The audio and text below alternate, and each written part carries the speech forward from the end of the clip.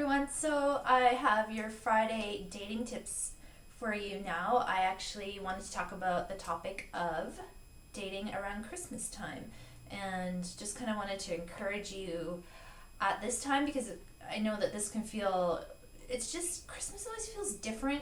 And then, of course, with COVID, it feels extra different and kind of weird, I think, for some people and their vibes and if they should be like putting themselves out there or not. So, just kind of want to share a few messages about that. So, you know, first of all, I want to talk about like people being single right now and being isolated. And depending on where you live, like where we live, there's like zero visiting with anybody outside of the people that live in your home.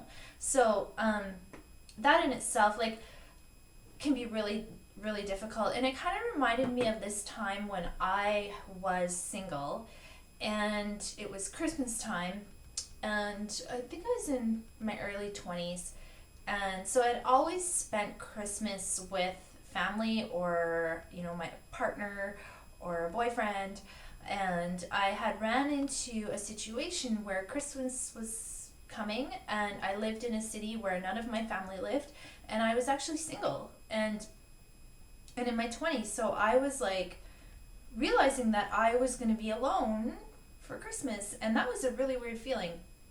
And so and I had like a couple of people invite me to their family's house, and that's really sweet, but I just really didn't want to. I don't know.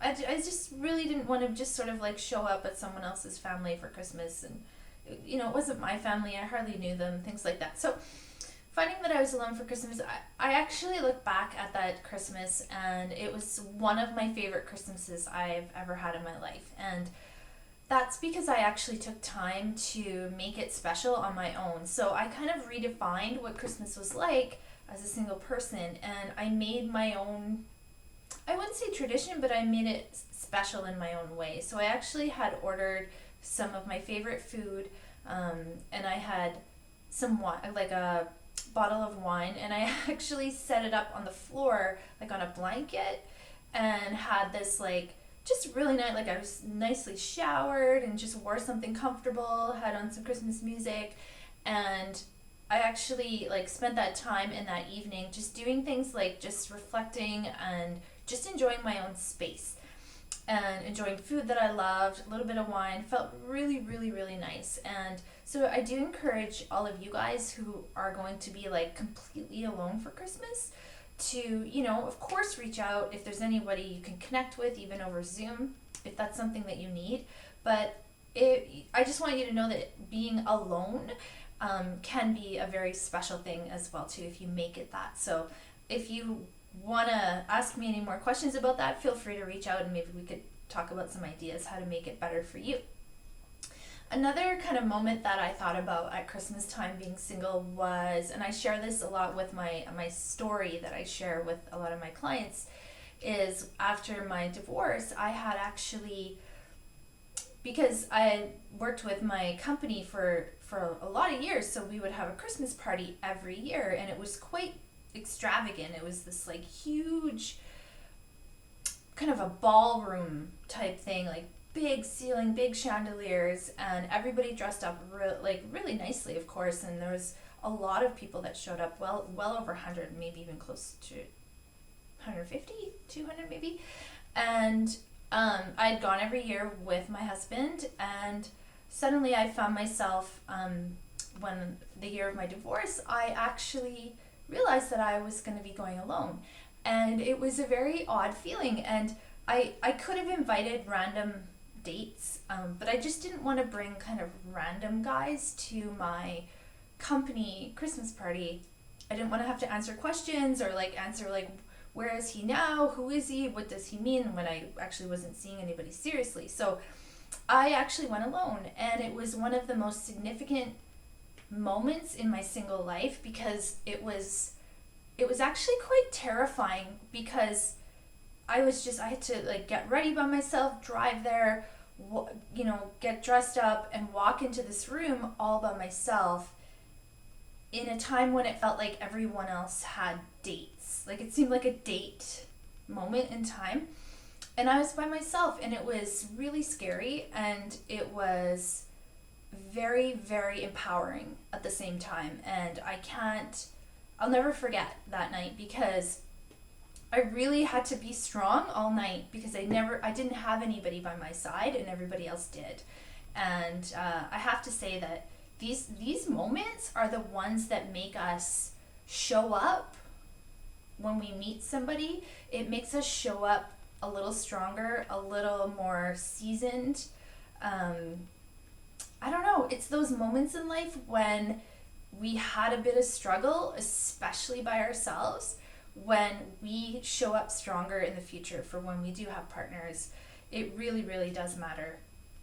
So I just want you to encourage you guys, like these moments where you feel like extra alone over Christmas, they can be really, really great gifts for you in your life and challenge you in your strengths in yourself. As far as dating right now, over like this is the last Friday video that I'm going to do before Christmas. Well, because next Friday is Christmas. So I just wanted to let you guys know, like, if you're wondering, should I be dating right now, or like, are people even going to want to like date people or see people, talk to people right now? The answer is yes. This is actually a really good time. A lot of the times there's things going on in life where it's just such a busy time. Like summer is so busy, and September is busy for like parents and things like that. And this is typically a time when people slow down a little bit and they actually have time. Like a lot of people will have vacation time right now, or they won't have as much, it's Christmas busy, but it's not, they still have downtime. They're not working as much and things like that. So I do encourage you guys to, if you're not online dating right now, hop online, see how it feels, build a profile, and start talking to people. Because not having time is a little bit less of an excuse, I think, right around this time of year. There's also, this is a time when people really they think about family, they think about connection, they think about their lives. And it is a time when they're like, really, it's on the forefront of their brains, where they're like, maybe I am ready to have somebody by my side right now. It's just kind of like a cozier family relationship-y type of year, or time of year. So I do encourage you guys to get out there and date.